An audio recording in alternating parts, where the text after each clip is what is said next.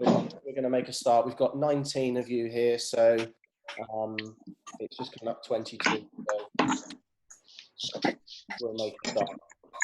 Just getting this. Maybe some other people pop in as we go through it. And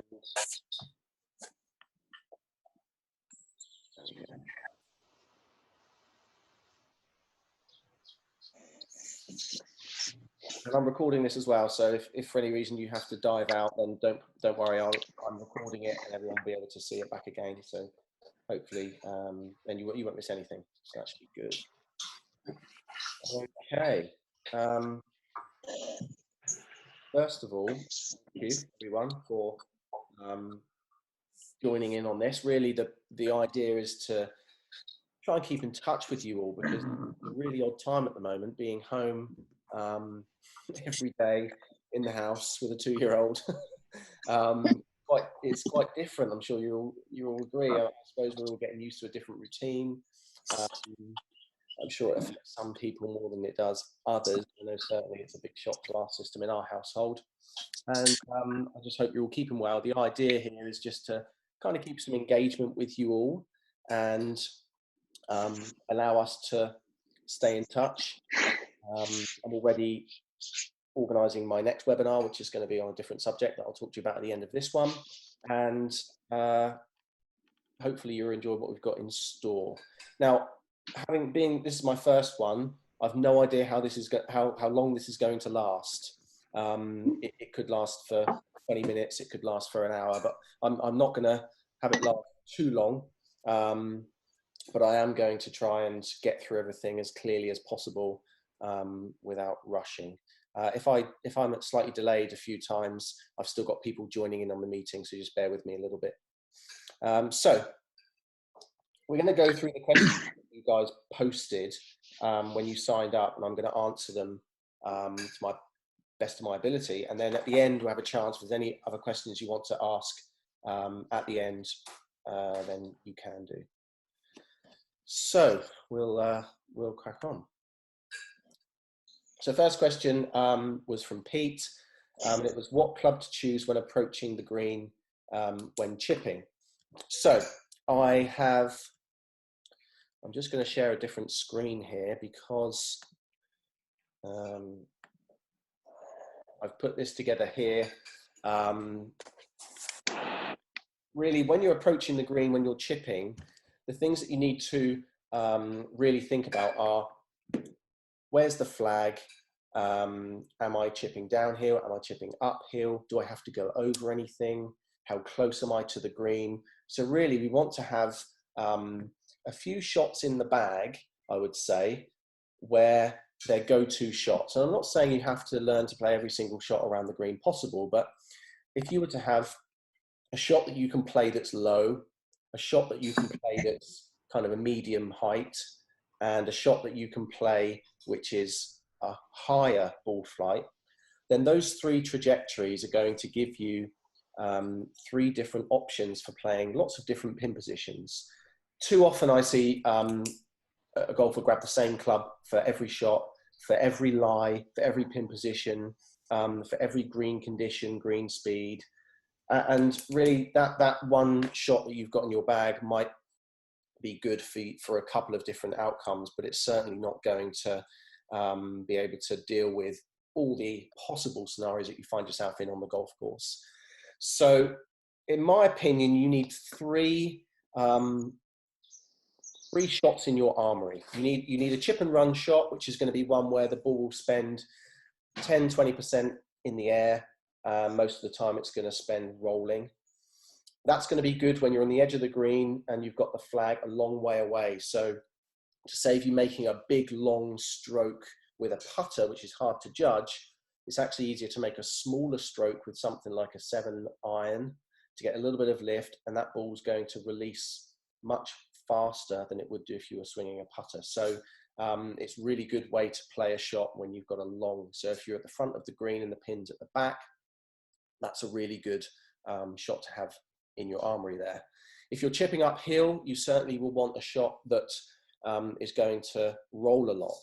we don't want a shot that's going to be coming in this angle if you're chipping into an upslope. So we want the ball on the ground and running so we can chase it up the slope. And if you're similar one there, if you've got a top tier, so you think some of the greens that you'll play on, they'll be two tiered. So we'll have a lower level and an upper level. When the pin's on the upper level, a lot of the time I see people with a lofted club trying to get the ball up there. Well, you'd have to land that ball on a really small spot to get that correct. So being able to run it up the slope is the best option for that shot. Now, I'd assume most golfers play that shot quite regularly. I'd say higher handicappers play that shot more regularly because of the lack of confidence in playing a high shot around the green. When not to use this kind of shot, well, if you've got something you've got to go over, well, it's not going to work. That's quite straightforward. When you're chipping downhill, it's good to have a little bit of loft on your shot when you're chipping downhill, because when the ball lands, it's going to land with a little bit softer and release, as opposed to landing with speed. And when you're trying to stop the ball quickly, you can't stop the ball quickly with a 7-iron. I mean, it's just going to roll. So if you need to stop the ball quickly, you shouldn't be using a low lofted club. The next one would be kind of a 50-50. So somewhat in the air, somewhat along the ground, halfway between the flag and your ball position. Good if you're a little bit off the green and you've got a flag kind of in the middle of the green, where you need to lift the ball enough to cover the fringe, but you don't want it to roll on too much. And if you want it to stop relatively soon after landing, you need that little bit of loft. You wouldn't want to use that when you're chipping uphill so much, because when you're chipping uphill with loft, the ball lands and it just lands into the slope. So it just doesn't release up the slope. Or you're very close to the green and you've got a front flag, you're going to need a really high shot to get the ball stopping there. So that would bring us on to the high shot, high lob, high spinning shot, where the trajectory is going to be up more than it's going to be forward. It's going to go up and down. And the trajectory of that ball is actually going to stop it on the green. A lot of people ask me, and there's a question later on about backspin around the green. Well, if you were to just use the trajectory of your sand wedge around the edge of the green, the landing angle will actually stop the ball from rolling on. You don't need tons of backspin around the green to be a good short game player. You just need to be able to use your trajectory and create the right landing angle. You'd use it when you're going over a bunker or over something. If you're playing downhill or on fast greens. I remember once when I was out in the States and we were fortunate enough to spend some time with Matt Kuchar, who you all know. And he was talking about playing around Augusta and how he would play bunker shots. And it's slightly off topic, but it just gives you a good example of the trajectory you need. And he was saying that to get the spin and the trajectory he needed for a 15-yard shot, he was swinging his club as fast as he would swing his driver. Now, if you think about it, to hit a shot 15 yards, swinging it as fast as you would hit your driver, that takes quite some guts and some skill to be able to do. But he's talking about having to come under the ball like this, so his energy is just coming under here and the ball's going up. Whereas, of course, if you had a flat face club, the ball would just disappear into the distance. So really, having to play down here on fast greens, you really need that trajectory so the ball doesn't shoot on too far. And also, you would only ever play this shot, a high shot, if you have a reasonable lie. Because if you've got a bad lie around the edge of the green and you're trying to use loft, then it can end up really badly. Because when we're using loft around the green, we need lots of speed, because speed is what's going to send the ball up. And if we have that speed and we hit it wrong, then the ball's going to disappear. And that's what a lot of you, I would say, who don't like using loft around the green, that's the fear. It's that with a lofted club and lots of speed, if you don't get under the ball correctly and send it up, it's going to go flying through the other side of the green into the water or whatever's there. But it is an important shot to have around the green. So you wouldn't want to use it when it's sitting down. You wouldn't want to use that sort of high lob shot if you're playing to a back pin. So if the pin's at the very back of the green or up a tier, because you would have to land the ball on an exact point, because remember, it's not going to roll when it lands. Okay, so I'm not saying you have to be able to play high spinning shots, low spinning shots, and be really technical. But if you can learn to play a low, a medium, and a high shot around the green, that will change your short game. I think most people, it's not that their technique's poor. A lot of it is they're just not using the correct club in the right situation. So hopefully, Peter, that's answered your question for you on that one.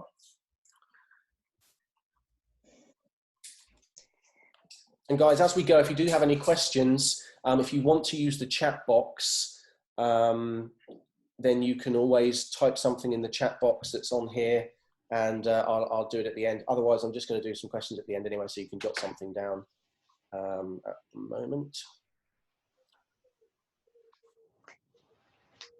So this one, I had 3 people ask me the same question here. What should be the first move in the downswing to prevent coming over the top? That was the first question. What part of the body moves first in the downswing? That was the second question. And advice on triggering the transition from backswing to downswing. So this is all kind of going to put this into the same bracket here, and it's about how the backswing goes from the top down. And I'm going to just share my screen. Sorry, I've got someone else just coming in. I'm just going to share the screen for you, and I want you to be able to see this on my phone.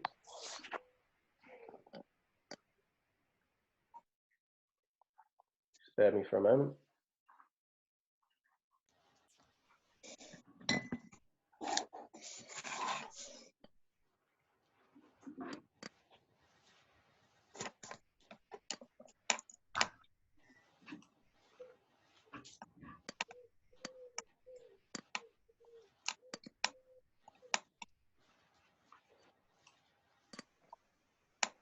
Okay.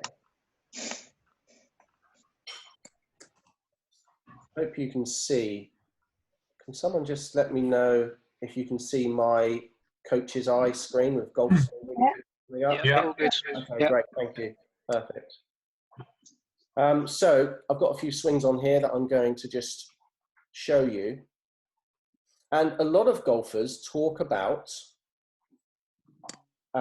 first of all, to answer this question, really straightforward. What's the first thing I should think about in the downswing? It depends on your golf swing, because I will tell some people to think hugely about turning their hips really fast in the downswing. But if I've got somebody that does that too much already and it's causing them problems, I'll tell them to completely stop their hips and get their upper body moving more in the downswing. So really the answer to the question is, it depends on your golf swing, it depends on your ball flights and what your problems are. And that's going to be really quite common throughout the theme of anything with golf instruction with me. It's what's your particular issue. That's what we need to look at. But I'm going to give you a general answer here. And this is Justin Thomas. I'm going to take you up to the top of this swing. Now, as he starts down, a lot of people think that the lower body really has to move first, and then the upper body, and then the club. But actually, when you look at when he comes down, everything's moving together. There's nothing really there. You know, his club isn't stationary whilst his hips are moving. Everything is moving together. The difference is his hips are moving much faster than everything else. So can you see how his hips are almost facing the target before he hits his golf ball? So it's more the case that his hips are moving faster than they're moving first. So it's not what should I do first in the swing, it's what should be moving fastest. Certainly the lower body should be moving faster than the upper body. So that is kind of the answer to that question. I'm going to give you another one here. Let's have a look, see what we've got. There we go, good one. You like this one? Matthew Wolf. So very interesting golf swing. Look at this.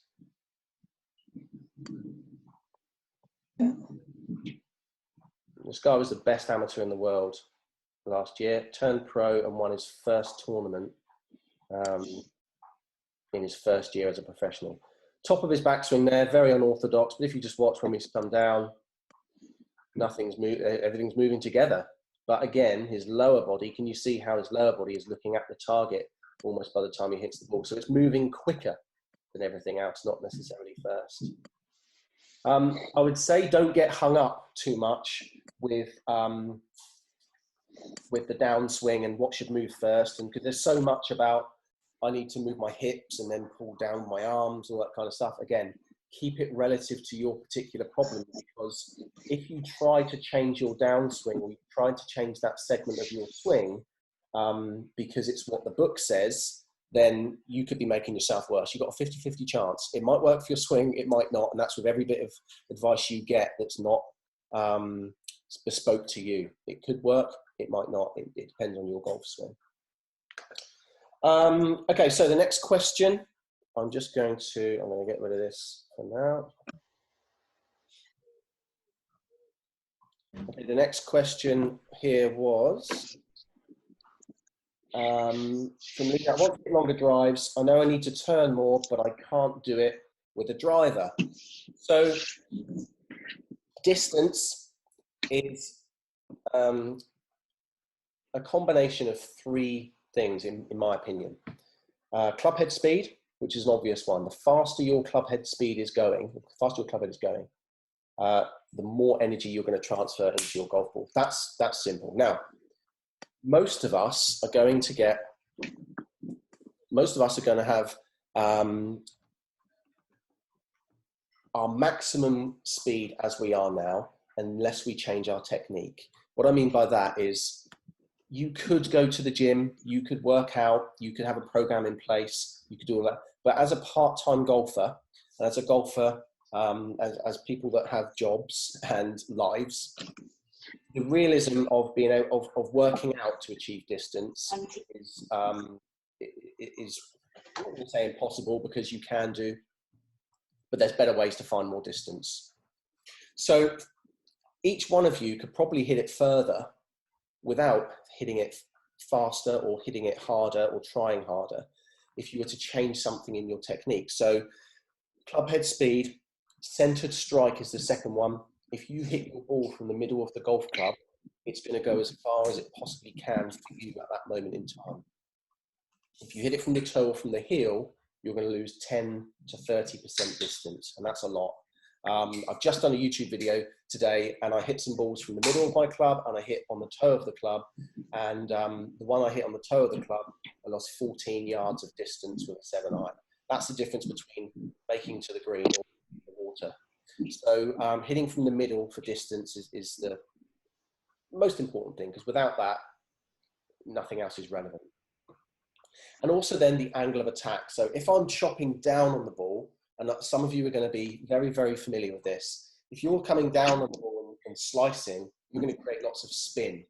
So your ball's spinning in the air, therefore it's very, very resistant. Energy is going this way, and it's not going this way. So the angle of attack is really, really important as well. So if you're down on the ball too much, the ball's going to spin an awful lot. So with a driver, we want to make sure we're hitting ever so slightly up. And actually, I would say the higher the handicapper, the more up I would want them to hit on the ball. Because a higher handicapper generally lacks distance. Hitting up on the ball will reduce the amount of spin and give a much more of an upward launch. And for a higher handicapper, keeping the ball launching up is what's going to give you your distance. Okay, so 3 areas: club head speed, centerness of strike, and angle of attack. They're the things to work on in your swing. You can swing it as fast as you want to, but if you haven't got the angle of attack or the club centered strike, you're not going to get your potential out. And I reckon everybody's got the potential to increase their distance by 10 or 15% by changing their technique. Okay. Club selection for wet, dry, hard and soft ground. Okay, so when we've got different ground conditions, I think one of the most important things to understand, if I just grab my wedge, if you bear with me, is we don't want the club, when it's wet, let's talk about when it's wet first, we don't want the club digging into the ground. So when you're using, when you're hitting on wet grass, what you definitely want, is wedges around the green that have a good bounce angle on them, and the bounce angle is the rounded part here, the sole of the club. That is designed, the round part of the club is designed to not stick into the ground. Okay, so it's designed to skim on the edge. So when we're playing on wet ground, we want to be using wedges that have a lot of bounce angle. And that will be, you'll find it on the back of your wedge. You'll see I've got a number on mine somewhere, there we go. So, get on the camera, 5614. So 14 is the degrees of bounce angle relative to it sitting on the flat. And that's really, the leading edge will sit up off the ground and the bottom of the club will just skim. Playing on dry, hard conditions, you want the absolute opposite. You want your club to dig in. It needs to get into the ground, get to the bottom of the ball, because if you're playing on hard surfaces and you've got a lot of bounce, then it's going to do exactly that. It's going to bounce off the ground into the ball, and then you're going to be in trouble. You're going to be thinning it through the green, and that's certainly not what you want. So, excuse me.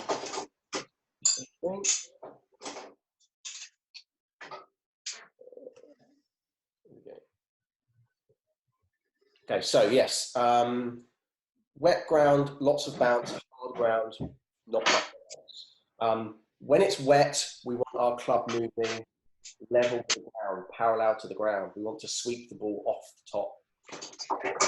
Dry, we can hit down on it a bit more. Okay, so this is kind of a little bit more technical, but that's the question. You know, how do I adapt? Well, we understand that when it's wet, we do not want the sharp edge of the ground. We want it moving horizontal.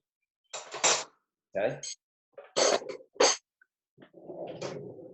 So, okay, this is a good question from James. A little bit just of a not really a technical one really, but would you rather win a comp, shanking it around the course and digging in, or mid-table finish and flushing everything but just not scoring? So would I rather play average and win, or would I rather play not very well? Or sorry, would I rather play not very well and win, or hit it really? There's no real, there's no future in playing badly. That's my other half. In the kitchen there. There's no future in playing badly and scraping it around a golf course. You can't do that week in, week out. Rounds where you play poorly and you get away with it and you think, well, that was lucky. For me, I would want to hit it solid and hit it on my target. And if I was doing that and I finished mid-table, that would give me much more confidence going into the next tournament, knowing that I'm actually playing quite solid and it's a matter of time. So I think when you do play, you should be far more interested in how well you're hitting it and not how well you're scoring, because hitting it well is giving you a good setup for the future and your further events. Scoring well can be very streaky. You can just be getting it around the golf course and maybe chipping and putting well, relying on things perhaps you might normally. And yeah, so definitely hitting it solid. Hopefully, James, that answers your question. Thanks, mate. Okay, so I have restricted left hip mobility. This means my golf swing is restricted. Are there any tips to improve my swing? Really simple one. I just did a video on this as well. I'll just pan this down so you can see me. I'm going to go and stand up and show you. So, two things you can do. And when you say left hip, I'm assuming you're a right-handed golfer.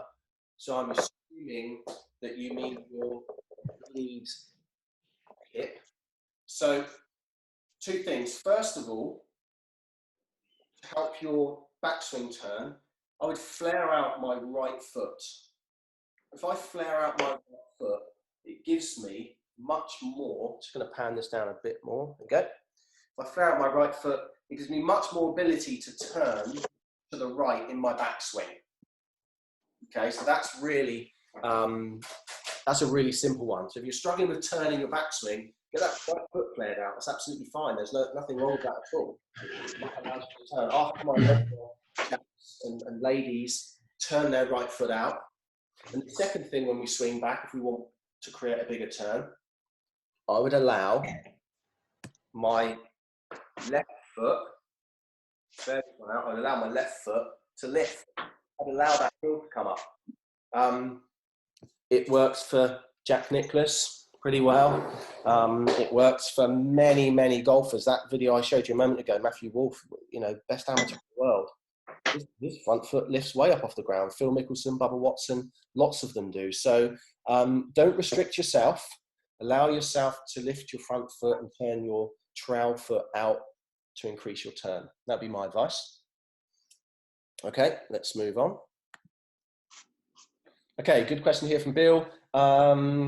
Would most amateurs improve immediately if they actually hit the ball with their practice swing, or the practice swing that they make?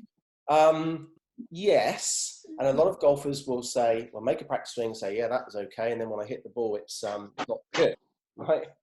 Everybody's done that. The problem with that is a practice swing has no basis, it's zero basis. You're not hitting anything. You're swinging in fresh air and you're focusing solely on what you are doing within yourself. There's no target, there's no outcome, there's no out of bounds or there's no scorecard in a practice swing. So it has no basis. So unfortunately, yes, it would be great if everybody could do that. But the amount of times I see people make a perfect swing and I say, yeah, do that swing, make that swing, please. And then completely something else comes out. So it's not realistic. Having said that, what I would say, biggest bit of advice is whatever you think practice swing is, whatever you try and do in your practice swing to make your shots better, exaggerate it tenfold. Because when it comes to actually hitting a golf ball, you'll be so far away from your practice swing that it's two different swings entirely. So I think the important thing there is exaggerate what you're supposed to do in the practice swing more. Don't try and make the perfect swing, exaggerate it. The amount of times I've wanted to throw a golf ball underneath someone rather than making their practice swing because I know they'd hit a good one. So yeah, I mean, it'd be great if that could be the case, but I think psychologically, it's not impossible. I'd say some really good athletes, if you ask them to make a swing, they can do it, and then straight away they do well after making a big swing change. But a lot of the time, it's just not possible. Okay, hitting a ball from an inclined slope. So how do I hit a ball from an inclined slope? Either from the fairway or around the green. So, the simplest way to think about hitting on an inclined slope is try to always recreate your current spine angle if you were stood on the flat. When I stand on the flat, my spine angle is somewhat perpendicular to the ground. So if I'm playing uphill or downhill, if I'm playing uphill, I need to lean with the slope, create that same angle, still perpendicular to the ground. And if I was playing downhill, exactly the same. Both swings I would also want to swing with. If I'm coming down, I want to swing down with the slope. If I'm going up, I want to swing up with the slope. Excuse me while I just join someone else into the group. There we go. So always try and recreate that spine angle. That's number one. If we go against the slope, if we're on a downhill slope and we're back trying to scoop up, you're going to hit the ground way before the ball. If you're on an uphill slope and you try and hit into it, you're going to go straight into it like a brick wall. So try and recreate your spine angle with the slope. The second thing with playing on slopes where it can affect the direction of where your ball goes. We talk now about ball above and ball below our feet. All the time I'm sitting square and level, my club face is pointing at the target. Now this is with a lofted club, this is really important. As soon as I put the ball above my feet, that loft now points way over here to the left. So the higher the ball goes above your feet, and the more loft you have, the more to the left your club face will point. It's called face plane tilt. If you Google it, I'm sure. Doesn't work quite so well when we go down below, because we would never allow our body to be able to go like this. We couldn't stand this way. So simply what we do when the ball goes below our feet is we just drop the club down. So it doesn't matter so much below, but when the ball goes above our feet, that's a problem. With flat face clubs, it's not so severe, although with a flatter face club, you can see more curve on the ball to the left. If you're chipping around the greens with loft, if you think that this is aiming at the target, and then all of a sudden you still think that's aiming at the target, you're mistaken, because that's now aiming 30 degrees to the left. So make sure you allow for that when you're chipping around the greens with loft after your shot. Okay, let's see what we've got. Okay, when I'm within 10 to 15 yards of the green, I always use the chip and run to the pin, but it's not always easy to stop the ball, so I need to master the shot where I can create sufficient backspin to check the ball. How can you help me with this? Okay, backspin. I was saying earlier on, the launch angle was really important to stop the ball on the green. So if you're playing with a flat face club, that's not going to happen. So backspin, first of all, you need the correct golf ball. If you're using a very cheap, very hard distance ball or a very old golf ball, you're not going to get much backspin around the green. If you are playing grooves that are not clean, in mine, that's going to give you less backspin.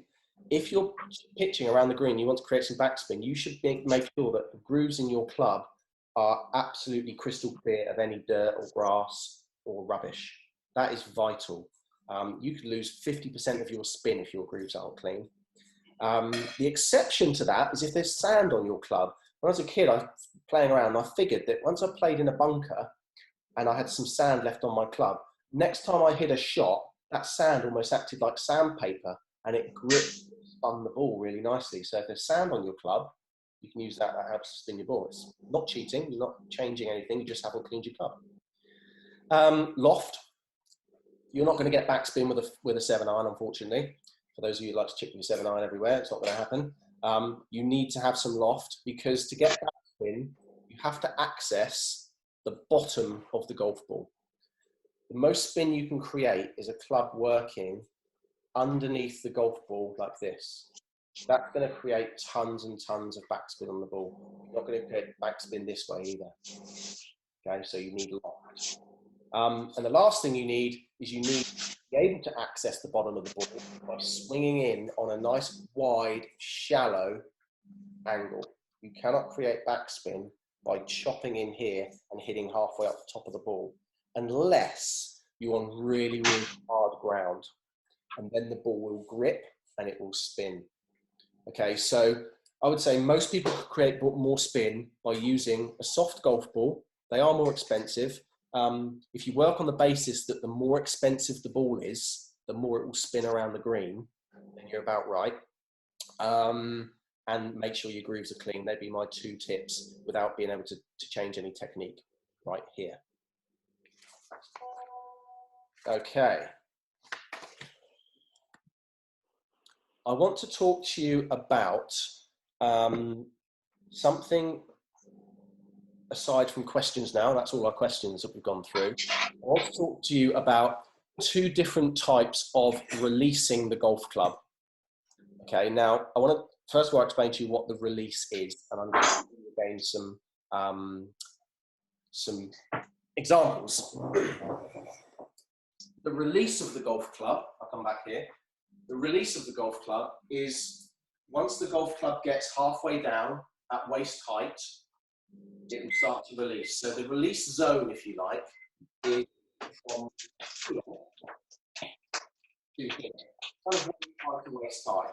And the release itself is the golf club going to position, left arm, unhinging, and then unhinging the other side. That's the club that's fully released. The club that's fully released is the club head, wing, head, hands. The club head's gone and the hands are still here. That's a club that's been released.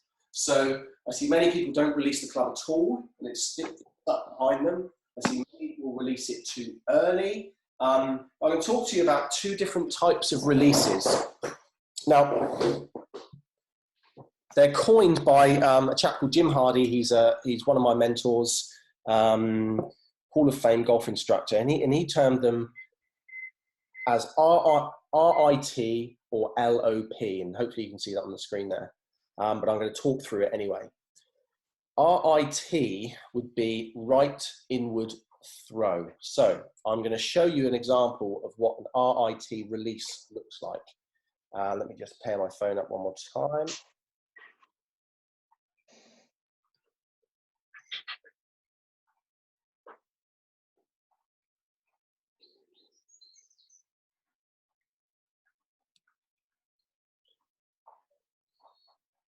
Okay.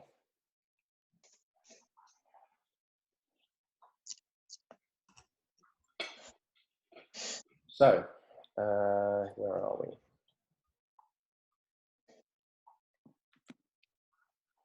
Here's a good example. So, I'm going to take this chap down to halfway down in his golf swing.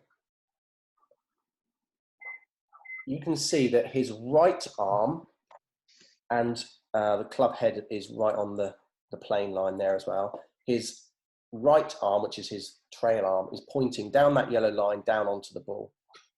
And that right arm is going to swing the club around, and that the right arm is going to be the arm that does a lot of the work, a lot of the throwing.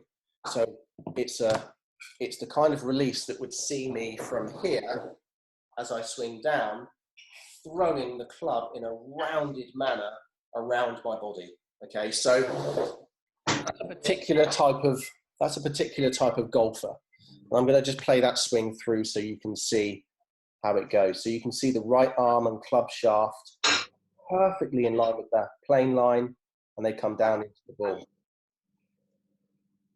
This is one way of releasing the golf club. Okay, and you'll see as it goes around, it stays very close. The other way is called LOP, left outward pull, and that's very much more to do with the left arm. So we're going to put a different plane line on now, because people that have this type of release will swing the club more up in the air rather than around them. This is an old traditional way of swinging the club, and it's the old pulling on the chain, that kind of thing, to get the arms swinging up and down.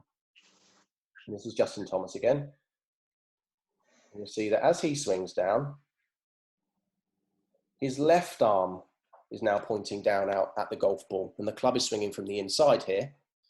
Now, his right arm is pointing way out here somewhere.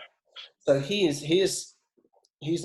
equally good golfers, these two that I'm just showing you, and they're entirely different release patterns. And I suppose the point of me showing you this is that when I look at golf swings, you can see he's perfectly lined up with his left arm there. And he's going to come through exactly on the line on the way out, which is amazing. So when I teach, I'm looking at one of these two. I'm not going to say models. I suppose they are models, but there isn't a golfer that's swung differently than any of these two. These are the two ways to release the club. You could send any golf swing across, and I could say this is a right inward throw release, and another one will be a left outward pull release. That's kind of the way it is, and every one of you that's watching this will be one or the other. The problem is, everyone who's watching this will be probably somewhere between one and the other, and that's why it's so hard to hit consistent shots if we're not doing one or the other. Now, if you're interested in this, I'll send you a book on this subject. In fact, I'm just going to show you this swing, these two swings here, and how very different they are. Let me just come through. So you can see Sergio Garcia in the yellow shirt. And can you see the arm positions of the trail arms? So the right arm for this chap is out here, and the right arm for Sergio is down here. They are both best, top players in the world. They do it very, very differently. Now, I had a couple of questions. on this. Let me just get rid of that. And I'm going to answer these questions specifically now. For some of you who aren't familiar so much with those types of releases, it won't mean anything to you, but bear with me because I'm going to answer these questions for the chaps that posted them. One of them said, I need help with my RIT release, but I'm not dropping and throwing enough. Both of them were pretty much the same question, actually. With any move in the golf swing, when any move in the downswing, I would say, it's never exaggerated enough through fear of doing it wrong. And that's really true, and I know that myself, because when you're under pressure, it's very difficult to trust something you can put hours and hours of work into and just go ahead and do it straight away. But the only way you truly make a change is by exaggerating something lots. Now, with the RIT release, when we swing down, sorry, I'm just going to tip this up a little more and hope I don't take my TV out on the wall. From the top here, the left arm has to come down and point at our shoe tops, and the right forearm should be pointing somewhere out towards the top ball, if you can see that there. Okay, so the problem with most golfers is their left arm comes out too much, and now when the left arm is out, the face is tremendously open for that reason. So coming down into the ball, there will then be lots of shaft rotation. The shaft will twist. And you've got a club face then going from very, very open to very, very closed in a really short space of time. So the question was, how do I get my left arm to come down nice and tight into my body? Well, the only real thing you need to do is exaggerate it to the nth degree even more. So, for example, if you want your left arm to come down to about this position here in your golf swing, okay, and you're used to it being somewhere out about here, then to get it here, you have to feel, there's no exaggeration, you have to feel like it's here. It can't possibly be, you can't possibly ever get it to that position, but you have to exaggerate that feeling so much because what's happening is your body's pulling you into your old position. And this is one of the questions I was answered about the practice swings before. That the feel needs to be so exaggerated that you simply feel it's so much in the opposite direction to what you're trying to do to really make it happen. That's really hard to trust, and that's why doing it in a golf lesson is much easier because I can be standing there saying yes, no, or do it more, do it less. Or I never say do it less, keep doing it, do it more, do it more. I've never seen anyone over-exaggerate a practice feel in the golf swing. And that sounds a bit odd because you think, well, surely if you asked me to do something, I could do it. It's very difficult. I've been there myself, having lessons, and I've been working on something in my swing and my instructor said, exaggerate it more. And I'm thinking, I can't do it anymore. And then I think, right, okay, I'm going to exaggerate it so much. I'm going to prove you that if I actually do it, I won't hit the ball. I can't possibly. So I'm going to really go for it now and prove you wrong. And I've really tried to exaggerate it. It's when I've hit the best shots of my life. Because when your body's moving in a way that it's always moved, you have to fight against it so much when you make a change to actually make that 1% or 2%. Any of you that have seen your swings on video, it's quite a big feel to make quite a small change.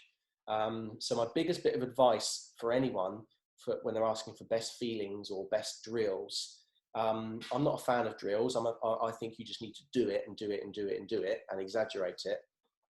Standing there just doing a drill, I don't think it does much.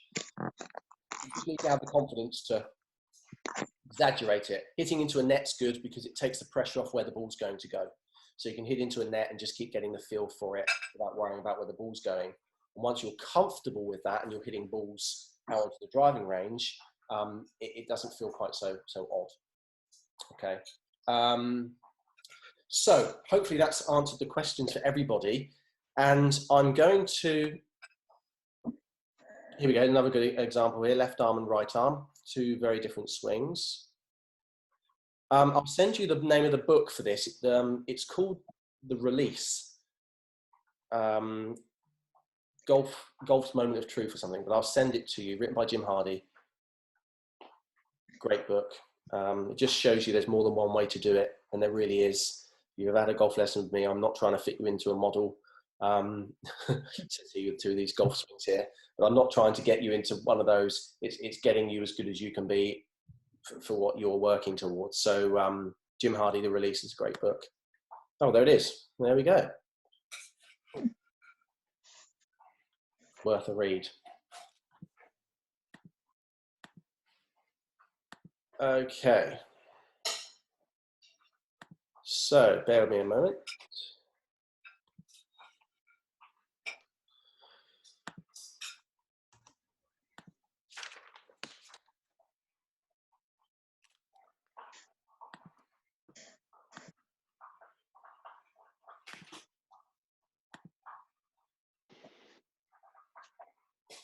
Right, okay.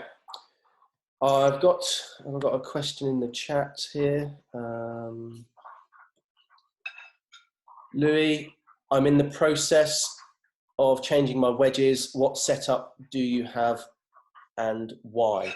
Louis, are you there? Yep. Ask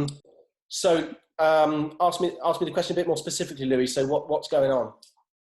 So I am in the process of changing my wedges. Yeah. And obviously you go on the website and things along those lines, and there's hundreds and hundreds of different ones. Yeah. Obviously go and try a few, but what I was really trying to find out is which ones do you have? Do you have a 52, a 56 or a 60? Okay. 52, 54, 58? Yeah. What make and model you have and what your thinking is behind it? Me personally, okay. Yeah. So for me, my pitching wedge is 48 degrees. So I want to try and keep 4 degrees between all my clubs. So I have so from my 48, so first of all, you need to find out what the differences are between your clubs. Most of them are 4 degrees, some are 5, some are 6 degrees, some, depends on what you've got in your bag currently. So I know mine is 4 degrees and my pitching wedge is 48. So I would have a 48 degree and then 52, 56 and 60. So 4 wedges, including the pitching wedge. It's not the loft so much, but it's also the bounce. So I want my sand wedge, my 56, to have lots of bounce. And I want my 60 degree to have less bounce. I want my 56 to have lots of bounce so that I can use that on the wet surfaces, pitching around the green so it doesn't dig in. My 60 degree though, I want to have less bounce so that I've got a club in the bag that can hit it high because it's 60 degrees, but not dig in, use it on hard ground. If I've got a flat sole, I can use it on hard ground and it can dig in slightly to get to the bottom of the ball, but still hit it high. It's hard to hit a ball high off of hard ground. Okay. That's hard to do because if you're using bounce, it just bounces off the hard ground into the ball. So you want something with a sharper edge, so less bounce. So for me, it's 48, 52, 56 and 60. Think more about the bounce than the loft, to be honest with you. Just make sure you've got a club in there that's got lots of bounce and a club in there that's got no bounce. And then when you've got hard ground or soft ground, they're the wedges that you can use to play off them. That's the most important thing I would say for wedges. Okay, another question here. From Phil, changing your grip, does it really make a difference when putting? I use a pen grip, but now others are appearing. Phil, are you there? You got your mic on or not? Yes, I am. Yeah, hi Phil.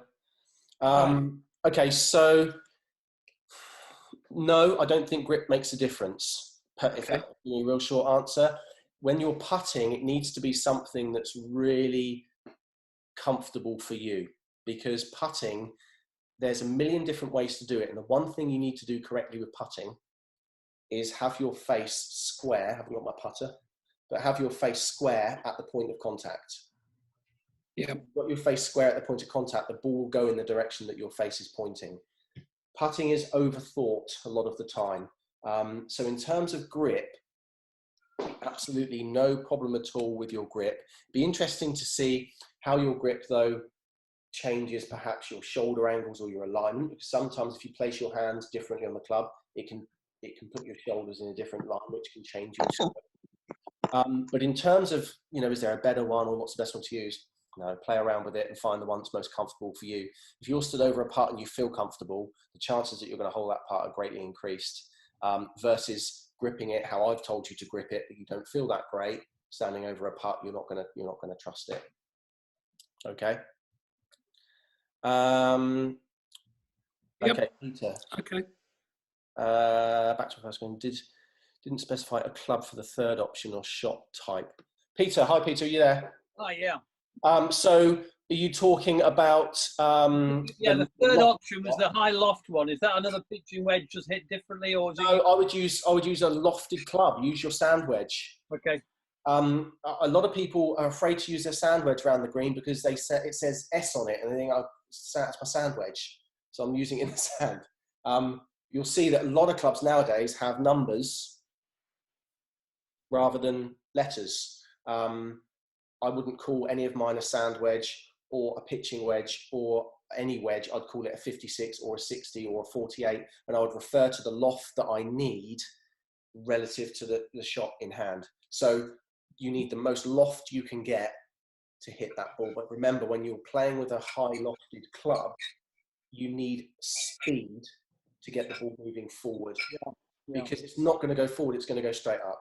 So you really need the speed there to get the ball moving forward. It's going to go more up in the air. Difficult to do because speed around the green, if you've got a 10-yard shot and you're swinging your club at 40 miles or 50 miles an hour for a 10-yard shot, it's quite frightening. Take some practice. Once you get the strike right, you'll be okay.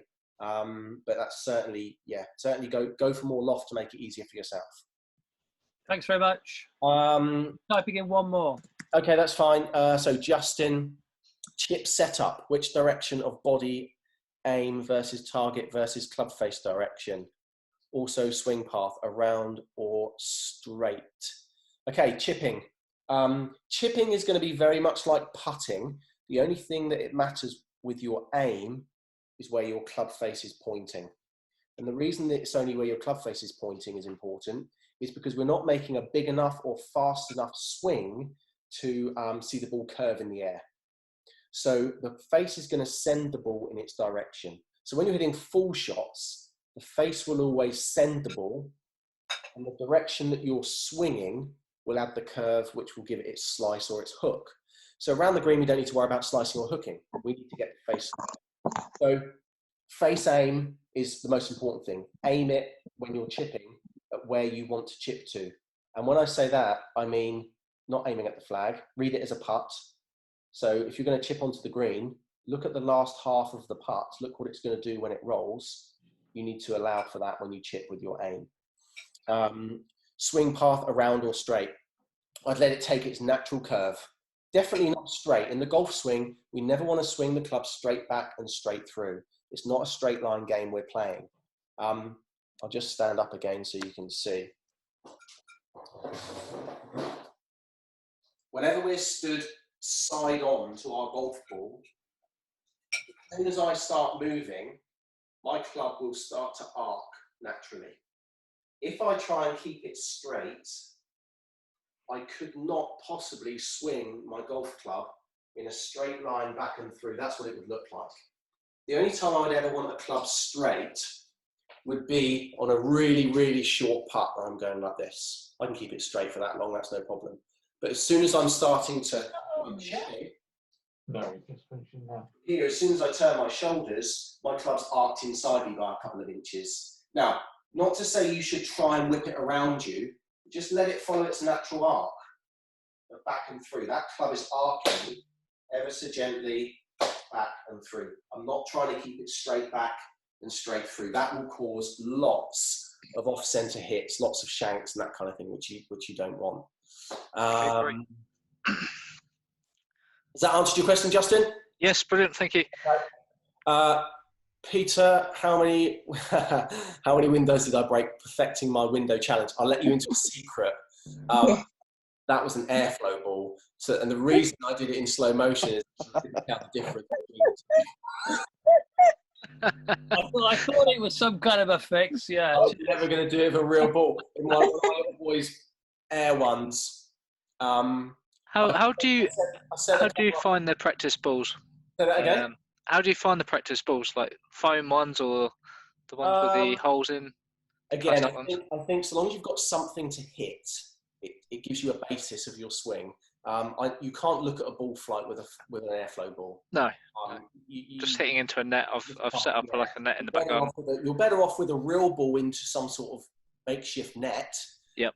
Rather than an airflow ball with nothing, because with a real ball, at least you're activating your full body at full speed, full power, so your swing is going to do what it does, rather than an airflow ball. Although you are doing that, see, when we hit a golf ball, and we're hitting something that's hard, as a golf ball is, our body will brace itself for collision. Okay, so when you're going into impact and you're going to hit that ball, your body's bracing itself for collision, and your swing does what it does. When we're swinging with an airflow ball, there's no collision. You're swinging just through air, effectively. So it doesn't have quite the effect of making swing changes as practicing with a real ball into a net. So yeah, that would be my advice on that one, definitely. Okay.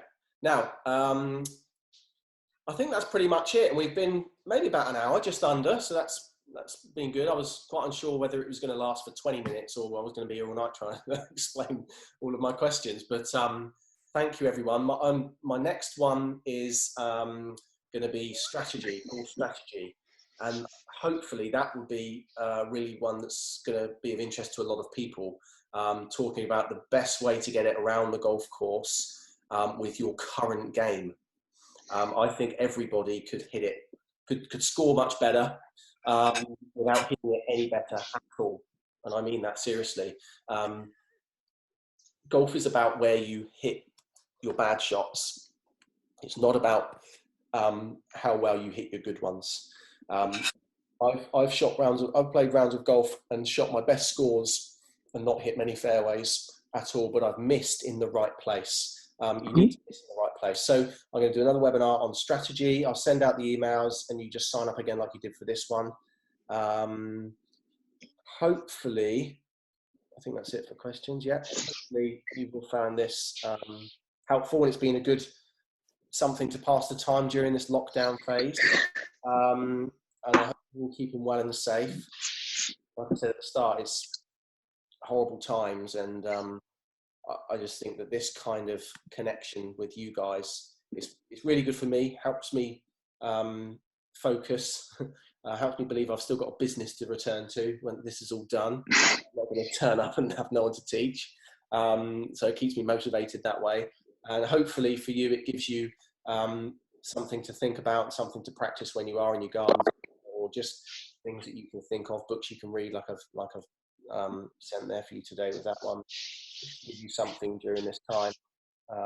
So yeah, take care of yourselves. And I don't think anyone else has sent any more questions through. So that's, oh, here we go. Hang on, I've got one. No, that's just, oh, well done. Thank you, Joe. So great. Yeah. Any feedback welcome. This is the first webinar I've done. So tell me if it was appalling. Equally, let me know if you thought it was okay.